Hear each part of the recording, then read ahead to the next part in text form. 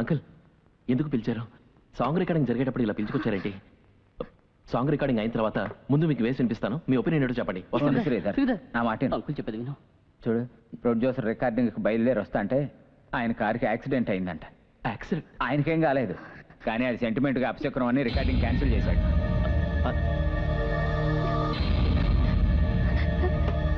Sridhar